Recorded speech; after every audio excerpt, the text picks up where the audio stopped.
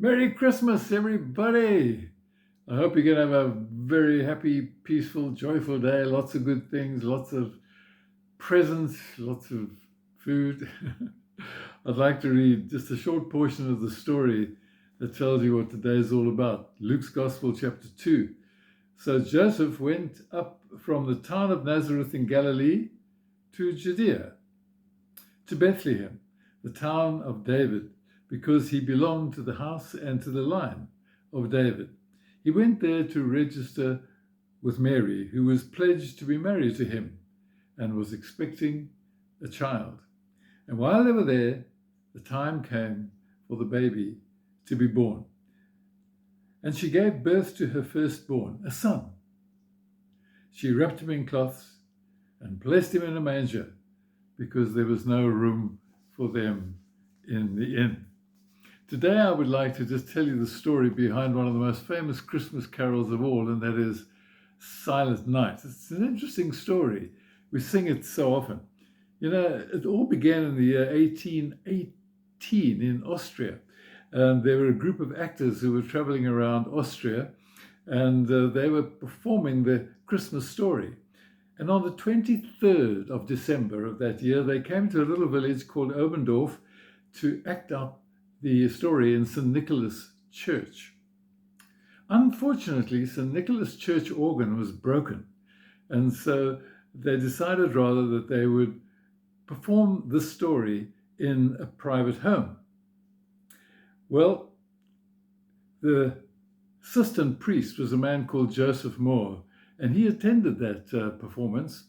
And instead of going the normal way home, he decided to take the long route home. And he walked above the village.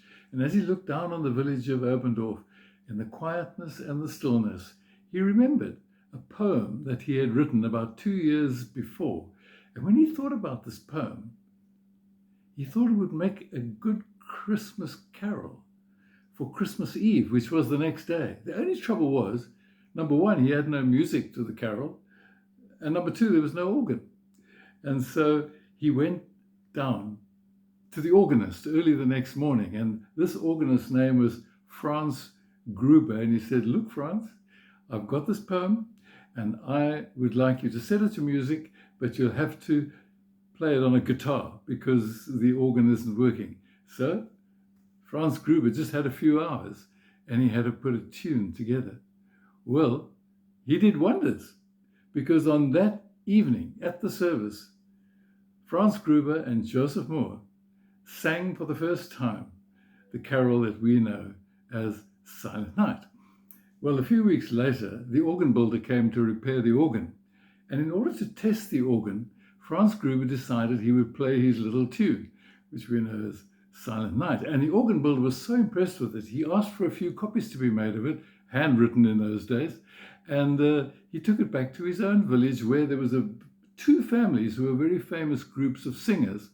And they took this carol into their program and they sang it all over Europe. It became so well known, even the King of Prussia, Frederick, wanted it sung to him, and it was performed by his choir in his chapel. And then one of these families took a tour to America. And there, the Americans heard it.